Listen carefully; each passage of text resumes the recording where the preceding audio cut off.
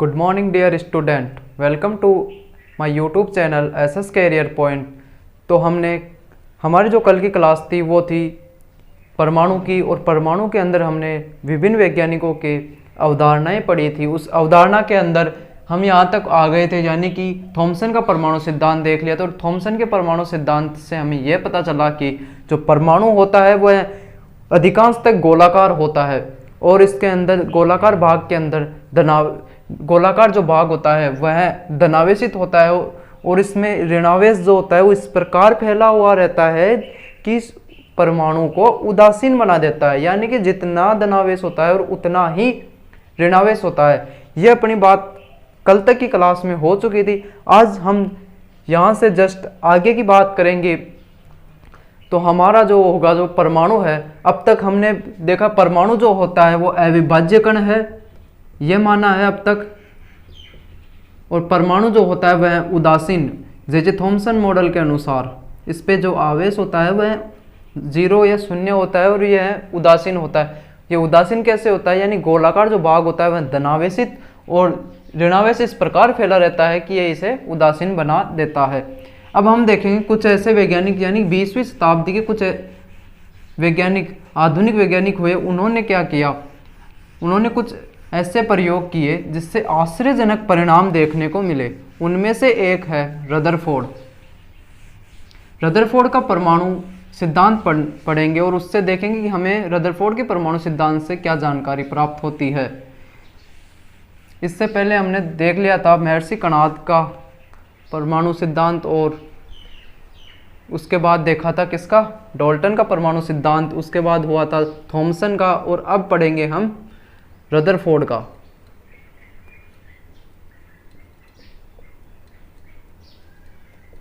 Rutherford का परमाणु सिद्धांत।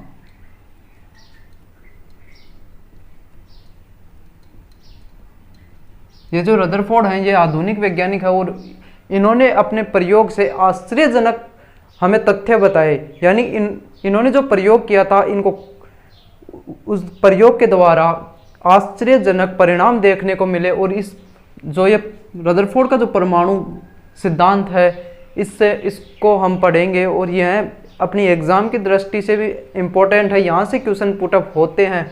यानी कि जो रदरफोर्ड ने क्या किया था, रदरफोर्ड ने अपने प्रयोग से नाभिक की खोज की थी, यानी नाभिक का पता लगाया था। और नाभिक का पता लगाने, यानी रदरफोर्ड ने क्या किया, एक सोने की पतली परत, यानी कि सोने की जो पतली परत के ऊपर अल्फा कणों की बौछार करवाई। तो अल्फा कणों की जो बौछार करवाने के बाद उनको जो परिणाम देखने को मिले वो आश्चर्यजनक थे। यानी कि उन्होंने अल्फा कणों की बौछार करवाई, ये मान लो ये हो गई सोने की पतली परत, सोने की पतली परत।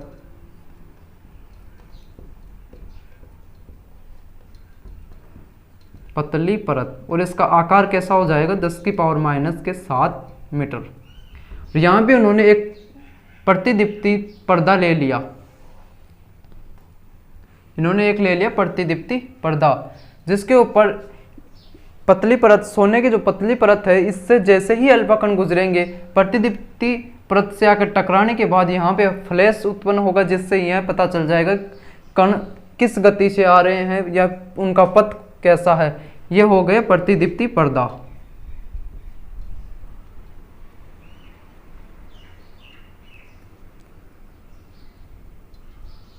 और इसके ऊपर इन्होंने किस पदार्थ का लेप किया था, वो लेप किया था जिंक सल्फाइड का। किसका लेप किया था, जिंक सल्फाइड का लेप किया था। और यहाँ पे इन्होंने एक उपकरण रखा जिसके द्वारा अल्फा कणों की बौछार करवाई गई इसके ऊपर। इनके प्रयोग के अंदर अल्फा कणों की बौछार करवाई गई। तो इन्होंने क्या देखा कि लगभग ये हो गए अल्फा कण, और इनकी संख्या कितनी थी, 20,000। 20,000 अल्फा कणों की बौछार एक सोने की पतली परत पे करवाने पर इनको देखने को क्या मिला कि कुछ जो कण है वह बिना विचलित हुए सीधे निकल गए। कुछ कण बिना विचलित हुए सीधे निकल गए, लेकिन कुछ कण ऐसे थे जो अपने पथ से आंशिक रूप से विचलित हो गए। अपने पथ से आंशिक रूप से विचलित हो गए, यानी कि इनका जो विचलन हुआ वह इस बात को दर्शाता है कि परमाणु के जो केंद्र या मध्य का भाग होता है वह धनावेशित होता है, यानी कि इसके ऊपर कुछ ना कुछ आवेश है। इसी प्रकार यह आंशिक रूप से यह अल्फा कण विचलित हो गए अपने पथ से, और 20,000 अल्फा कणों के अंदर एकमात्र ऐसा कण था जो जिस पथ से या जिस मार्ग से गया वापस उसी मार्ग से लौट आया। यानी कि एकमात्र ऐसा अल्फा कण था जो जिस मार्ग से गया उसी मार्ग से वापस लौट आया। यह घटना देखने के बाद रदरफोर्ड ने देखा कि जो सोने की पतली परत है, या फिर उन्होंने अपने सिद्धांत से बताया कि परमाणु के केंद्र में धनावेश होता है, और जो धनावेश होता है और यह अल्फा कणों को आंशिक रूप से विचलित करने के अंदर उत्तरदायी होता है। यानी कि अपने प्रयोग में रदरफोर्ड ने क्या देखा कि कुछ कण ऐसे थे जो आंशिक रूप से विचलित हो गए थे। यानी कि आप चित्र में देख पा रहे हैं कि मैंने कुछ कण ऐसे हैं दर्शाए हैं कि वो आंशिक रूप से विचलित हो गए हैं, यानी कि इसके मध्य भाग में धनावेश होता है, इसी के कारण वह विचलित हुए हैं। और जो अल्फा कण है वह प्रतिकर्षण बल के कारण विचलित हुए हैं। अल्फा कणों के ऊपर भी आवेश जो होता है वो धनावेश होता है, और नाभिक के अंदर आवेश धनावेशित है। यह इस बात की पुष्टि करता है कि अल्फा कण स्वयं धनावेशित है, और वह प्रतिकर्षण तभी दर्शाएगा, प्रतिकर्षण का गुण तभी दर्शाएगा कि परमाणु के अंदर जब धनावेश होगा। इसीलिए इस प्रयोग से हमें नाभिक की खोज हुई, या फिर नाभिक के बारे में पता चला कि परमाणु के अंदर एक नाभिक होता है और उसके अंदर क्या होता है, धनावेश। और परमाणु के बाकी यानी खाली भाग या रिक्त भाग के अंदर इलेक्ट्रॉन भरे हुए रहते हैं। आप इस डायग्राम को बना लो या फिर स्क्रीनशॉट ले लेना। इसके बाद हम देखेंगे इस प्रयोग के आधार पर परमाणु की संरचना कैसी होगी। अब तक हमने जो संरचना देखी थी उसके अंदर यही देखा था कि गोलाकार भाग होता है और धनावेश गोलाकार भाग में फैला हुआ रहता है, और ऋणावेशित कण जो होते हैं या फिर ऋणावेश होता है वो इस प्रकार रहता है कि इसको उदासीन बना देता है। ये याद रखना, जो उसने प्रतिदीप्ति पर्दा लिया था उसके ऊपर जो लेप किया था वो किस पदार्थ का किया था, जिंक सल्फाइड का किया था।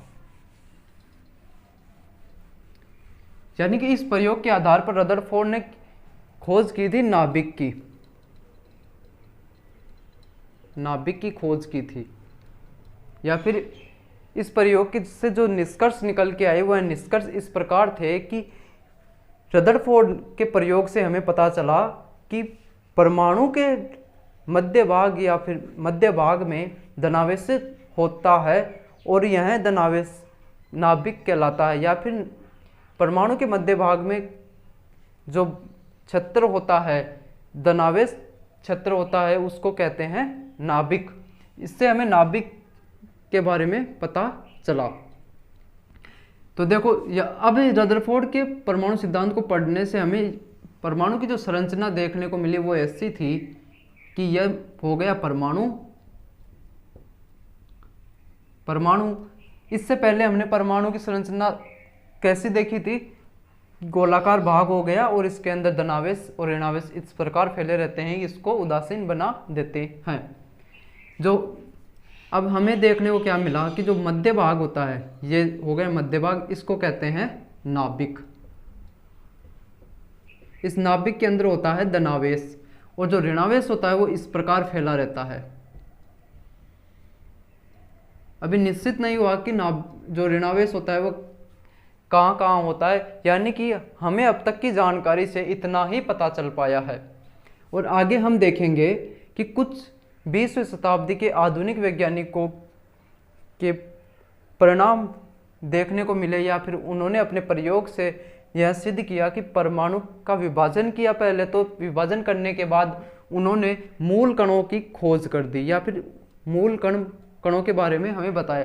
ये मूल कण कौन कौन से थे? एक तो हो गया न्यूट्रॉन और एक हो गया प्रोटॉन और 3 नंबर का हो जाएगा इलेक्ट्रॉन। इन 3 कणों की खोज हुई, यानी कि अब हमारे पास एक परमाणु का बहुत ही अच्छा प्रतिरूप या फिर परमाणु का एक चित्र या डायग्राम देखने को मिलेगा जो रियल में होता है। यानी कि हमें इससे आगे जब हम पढ़ेंगे हमें परमाणु की संरचना के बारे में पता चल जाएगा कि एक्चुअल परमाणु की संरचना होती कैसी है। यानी कि अब देखेंगे नाभिक की खोज किसने की थी? इसको लिख लो। नाभिक की जो खोज हुई थी वो खोज तो की थी रदरफोर्ड ने।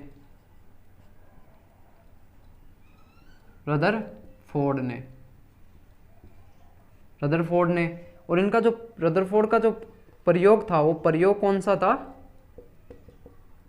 स्वर्ण पत्र प्रयोग। ये एग्जाम में पूछ सकता है। यानी कि अब जो मैं लिखाने जा रहा हूं वो एग्जाम की दृष्टि से इंपॉर्टेंट है, यहां से सीधे क्वेश्चन बनते हैं। यानी कि ये क्वेश्चन बन सकता है कि नाभिक की खोज किसने की? वो की थी रदरफोर्ड ने। यह पूछ ले कि नाभिक की खोज रदरफोर्ड ने किस प्रयोग के द्वारा की थी, तो वो प्रयोग हो जाएगा स्वर्णपत्र प्रयोग। यह हो गया नाभिक की खोज हो गई।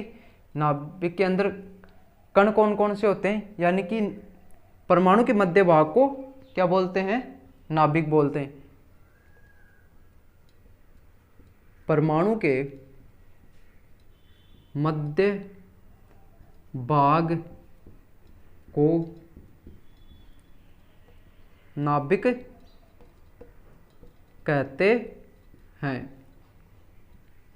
कहते हैं।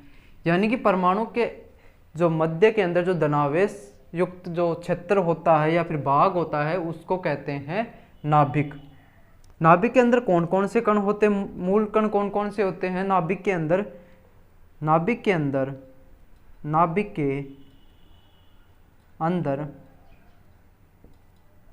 न्यूट्रॉन व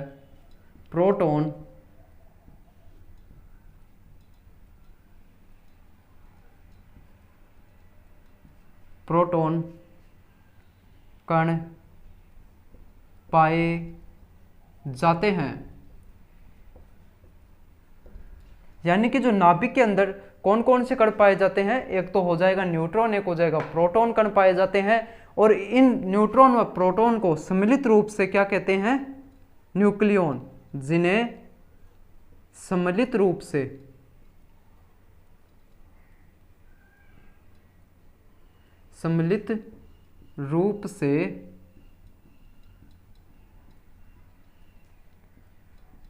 न्यूक्लियॉन कहते हैं। इनको सम्मिलित रूप से क्या कहते हैं? न्यूक्लियॉन। जो मतलब नाभिक के अंदर कौन कौन से कण हो गए? एक तो हो गया न्यूट्रॉन, एक हो गया प्रोटॉन। आगे हम देखेंगे कौन से आधुनिक वैज्ञानिक थे जिन्होंने न्यूट्रॉन की खोज की और प्रोटॉन की खोज की। अपना हो गया नाभिक हो गया यहाँ तक, यानी परमाणु के मध्य भाग को नाभिक कहते हैं। इसके बाद नाभिक के अंदर क्या पाया जाता है? धनावेश पाया जाता है। यह बात भी आप लिख लो यहीं पे। नाभिक के अंदर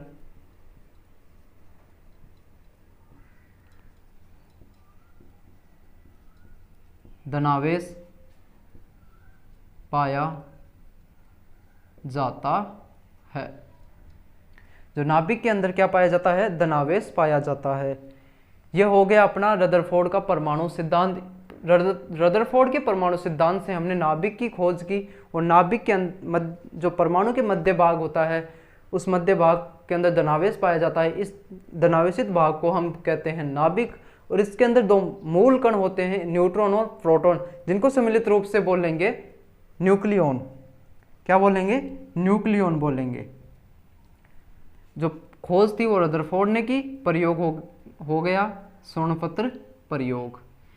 इसके बाद हम देखेंगे परमाणु की संरचना कैसी होगी, यानी कि परमाणु की जो संरचना होगी वो इस प्रकार से होगी। परमाणु की जो संरचना होगी वो इस प्रकार से हो जाएगी, प्रोटॉन और न्यूट्रॉन, और इसके अंदर हो जाएंगे इलेक्ट्रॉन।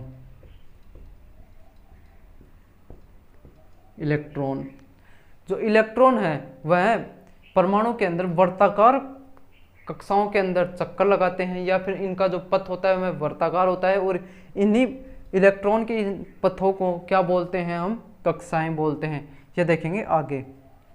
ये समझ में आ गया। नाभिक की खोज रदरफोर्ड ने अपने प्रयोग स्वर्ण-पत्र प्रयोग से। परमाणु के मध्य भाग को नाभिक बोलते हैं। नाभिक के अंदर दो कण कौन कौन से उपस्थित होते हैं, प्रोटॉन और न्यूट्रॉन, और नाभिक के मध्य भाग में धनावेश पाया जाता है।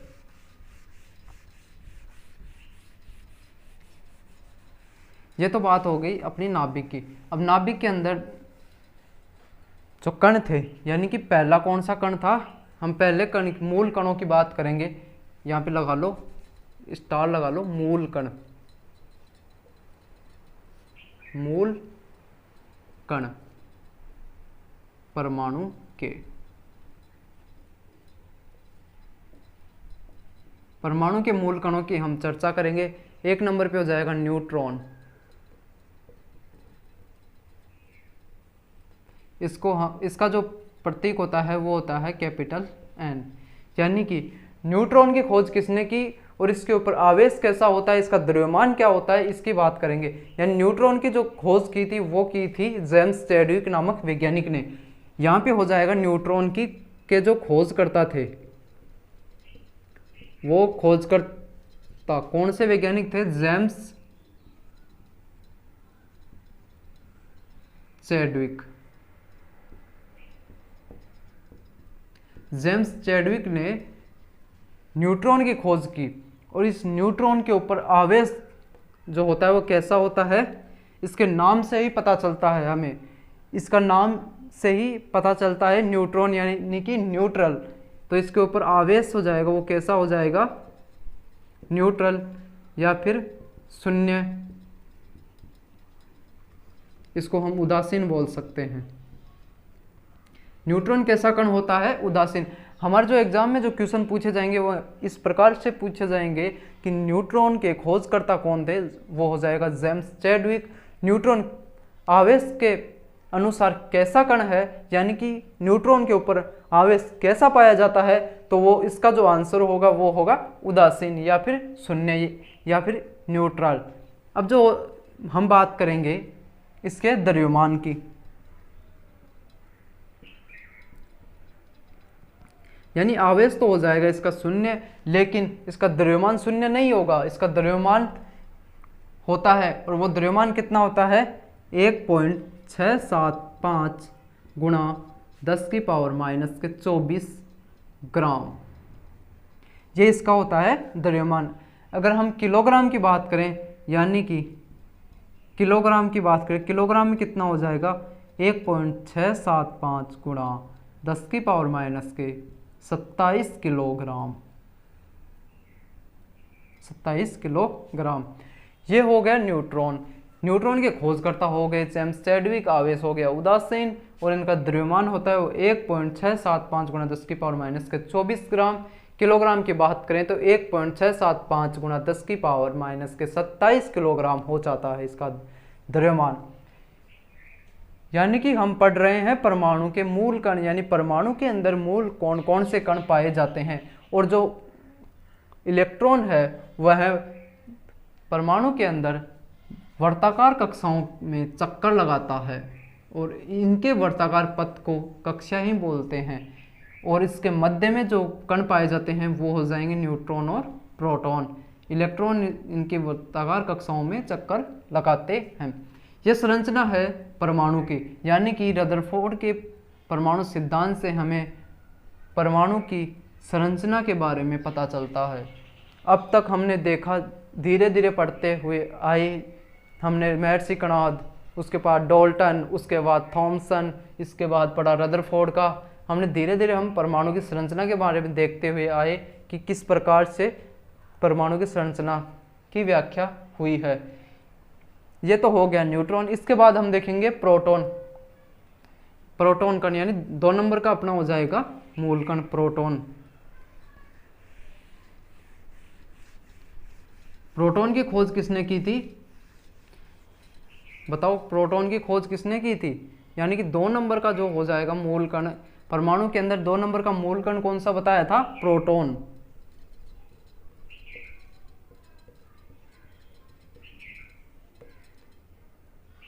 प्रोटॉन, इसको दर्शाते हैं हम P से। इस प्रोटॉन के कण के जो खोज करता थे उसकी बात करेंगे।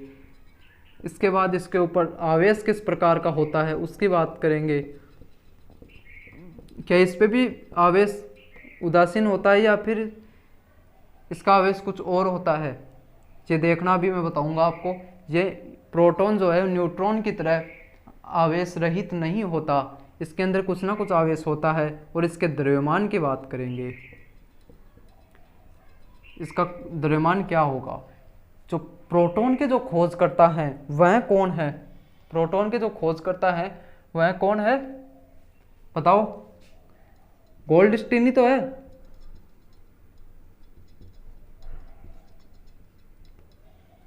प्रोटॉन के जो खोज करता है वो है गोल्डस्टीन। इसके ऊपर जो आवेश होता है वो होता है +1.6 × 10⁻⁻⁻19 कूलाम।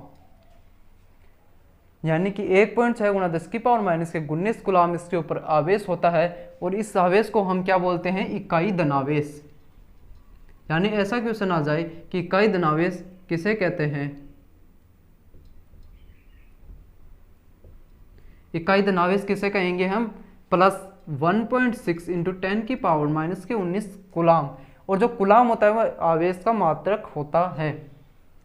इसके अंदर द्रव्यमान की बात करें, द्रव्यमान क्या होगा? 1.672 × 10⁻⁻⁻24 वही ग्राम। या फिर इसके किलोग्राम की बात करेंगे तो 1.672 × 10⁻⁻27 किलोग्राम। ये हो जाएगा किलोग्राम में, ये हो जाएगा ग्राम के अंदर। ये इसके आवेश, ये इनके खोजकर्ता। और परमाणु के मूल कण की बात कर रहे हैं हम।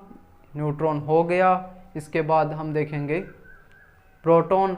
और इसके बाद हम बात करेंगे इलेक्ट्रॉन की। इलेक्ट्रॉन की बात करेंगे। इसको आप देख लेना, उतार लेना। ये ध्यान रखना, 1.6 × 10⁻⁻⁻19 कूलाम, इसको इकाई धनावेश बोलते हैं। और जो इलेक्ट्रॉन के ऊपर जो आवेश आएगा उसको कहेंगे हम इकाई ऋणावेश। यानी जो होता है ये इकाई आवेश होता है। इकाई आवेश पूछे, ये क्वेश्चन आते हैं एग्जाम में इकाई आवेश के, इनके खोज से, इनके द्रव्यमान से। यानी तीन नंबर का हो जाएगा अपना इलेक्ट्रॉन। इससे पहले आप लगाओ नोट। नोट में आप लिखो, जो मतलब प्रोटॉन की जो संख्या होती है, प्रोटॉन की संख्या को हम किससे दर्शाते हैं? परमाणु क्रमांक से। प्रोटॉन की जो संख्या होती है वह परमाणु क्रमांक होता है। प्रोटॉन की संख्या को हम क्या बोलते हैं? परमाणु क्रमांक। और प्रोटॉन प्लस न्यूट्रॉन की संख्या का जो योग होता है वह किसे दर्शाता है? प्रोटॉन व न्यूट्रॉन की संख्या का योग। यह किसे दर्शाता है? परमाणु भार या फिर द्रव्यमान को। प्रोटॉन की अगर संख्या पूछे या फिर प्रोटॉन की संख्या परमाणु क्रमांक होता है, और प्रोटॉन प्लस न्यूट्रॉन की संख्या का जो योग होता है वह परमाणु भार या द्रव्यमान होता है। यानी एग्जाम्पल ले हम कि यह किस प्रकार होता है। तो जो आर्गन होता है, आर्गन 1840, ये मैंने किस प्रकार लिखा, यहाँ पे देख लो, यानी कि जो प्रतीक होता है तत्व का, उसको हम कैसे दर्शाते हैं, x, यहाँ हो जाएगा z, यहाँ हो जाएगा a, परमाणु क्रमांक हो जाएगा a और द्रव्यमान हो जाएगा z।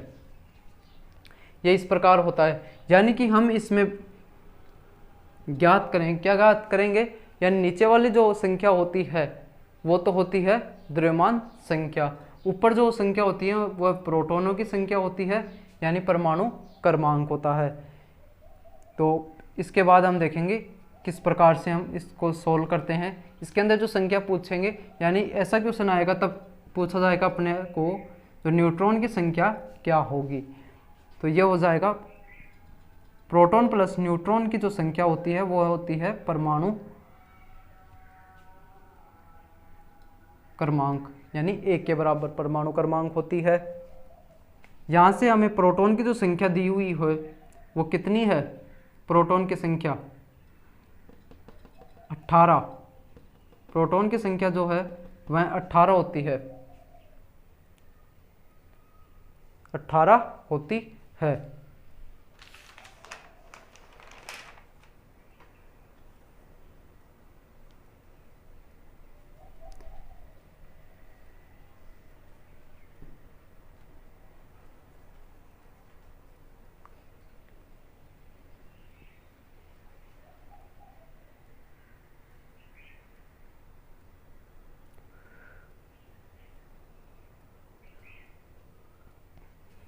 यानी कि जो हमें इस प्रश्न के अंदर जो पूछा गया वो न्यूट्रॉन की संख्या पूछी गई है, और जो प्रोटॉन की संख्या हो जाएगी वह 18 प्लस न्यूट्रॉन पूछा गया है, और इसका परमाणु क्रमांक जो होगा वह हो जाएगा 40। यही होता है ना, इसको आप ऐसे कर लो, यहाँ पे ए लिख लो, ये हो गया अपना फॉर्मूला।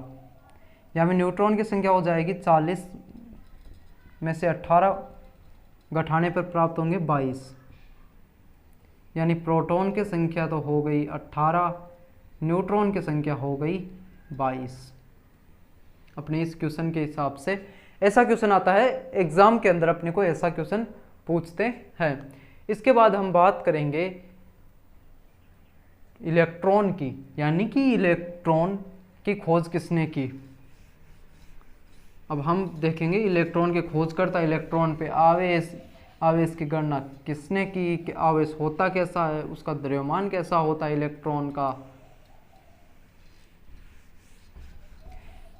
ये अपना जो परमाणु का जो टॉपिक है, इसको हम यहाँ से भी इलेक्ट्रॉन के बाद से भी कंप्लीट हो सकता है। अगर आप चाहो तो हम इसको थोड़ा एक क्लास और बढ़ा सकते हैं, यानी कि कुछ ऐसे वो हैं वैज्ञानिक, उनकी अवधारणाओं के बारे में भी चर्चा कर सकते हैं, वो देखेंगे। पहले इलेक्ट्रॉन पढ़ते हैं उसके बाद, यानी कि 3 नंबर का हो जाएगा इलेक्ट्रॉन।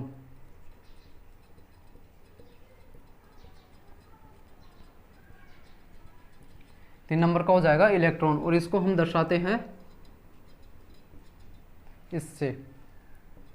इलेक्ट्रॉन की खोज की थी, किसने की थी इलेक्ट्रॉन की खोज, वो की थी जे थॉमसन ने।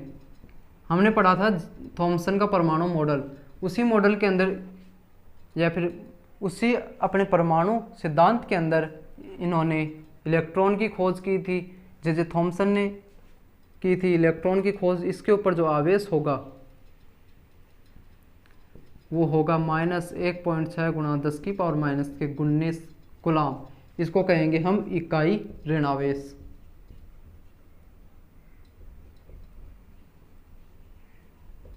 इकाई ऋणावेश इसको हम कहेंगे। इसके बाद हम देखेंगे आवेश, इलेक्ट्रॉन के ऊपर जो आवेश की गणना की थी, गणना किस वैज्ञानिक ने की थी, A.R. मिलिकन ने।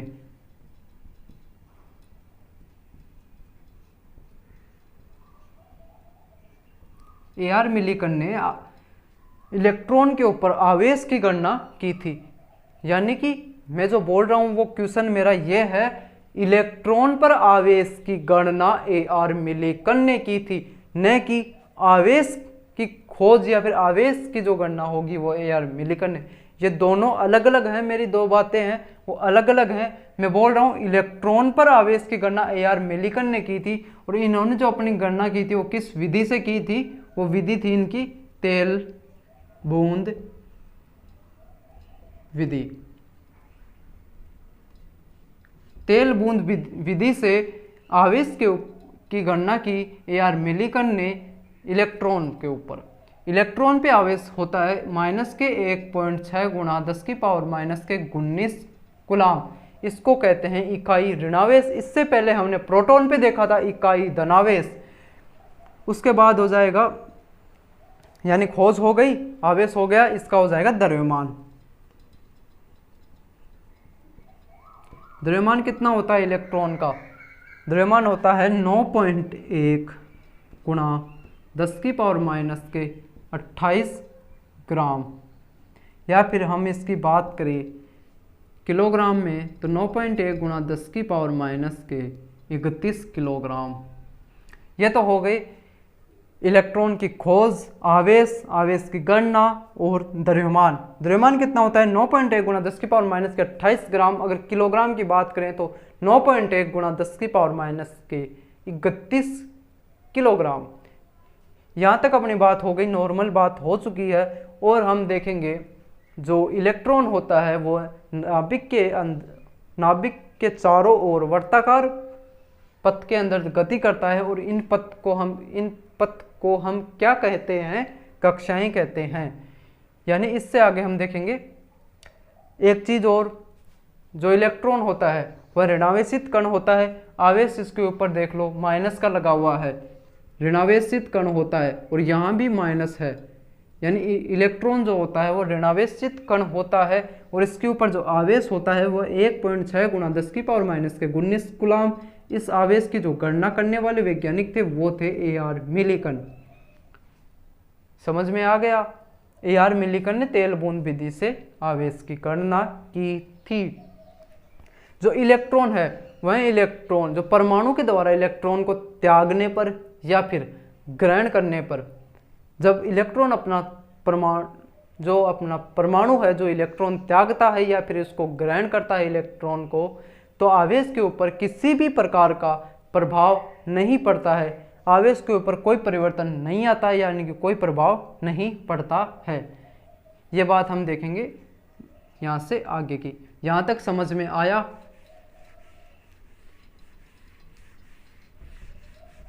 यानी अब देखेंगे हम कि नाभिक के ऊपर या परमाणु के द्वारा जो इलेक्ट्रॉन ग्रहण किया जाता है या फिर इलेक्ट्रॉन त्यागा जाता है तो नाभिक के ऊपर कैसा प्रभाव पड़ता है। ये अपनी बात होगी। जो परमाणु होता है उसके अंदर 3 मूल कण होते। 20वीं शताब्दी के आधुनिक वैज्ञानिकों ने ये अपने खोज या फिर अपने परमाणु प्रयोग के द्वारा यह बात सिद्ध की। यानी कि अपन पहले शुरू में थे मानते थे कि परमाणु अविभाज्य कण है। इसके बाद हमने परमाणु का विभाजन किया। विभाजन करने के बाद अपने को मूल कण मिले। वह मूल कण कौन कौन से थे? 3 मूल कण थे, न्यूट्रॉन, प्रोटॉन और इलेक्ट्रॉन। ये मूल कण थे। इनके बारे में हमने देख लिया, इनका आवेश, द्रव्यमान, खोजकर्ता, बात हो गई। अब हम देखेंगे परमाणु के द्वारा इलेक्ट्रॉन के त्यागने या ग्रहण करने पर नाभिक के आवेश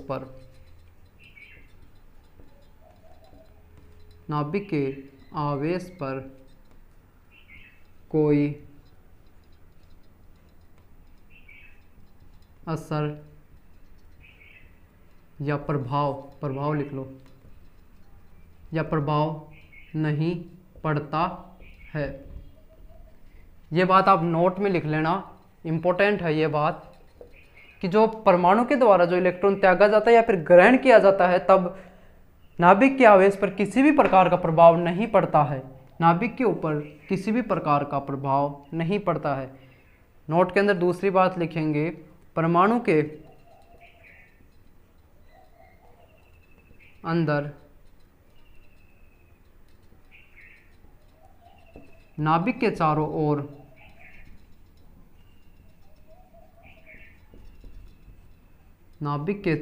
ओर इलेक्ट्रॉन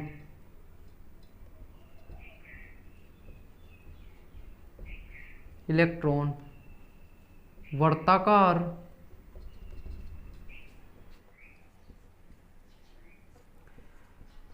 पथ में चक्कर लगाते हैं जिन्हें क्या कहते हैं? कक्षा कहते हैं। यानी कि जो इलेक्ट्रॉन होते हैं जो वर्ताकार कक्षाओं के अंदर जो चक्कर लगाते हैं उनको हम कक्षा कहते हैं, या फिर वर्ताकार जो पथ होता है उसको हम कक्षा कहते हैं। और परमाणु या फिर रासायनिक अभिक्रियाओं के अंदर रासायनिक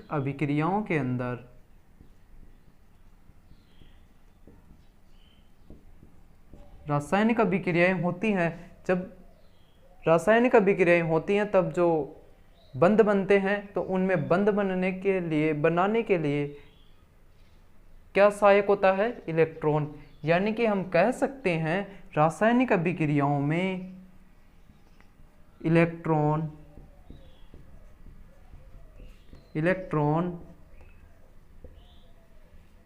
बंध बनाने में या फिर बनाते हैं।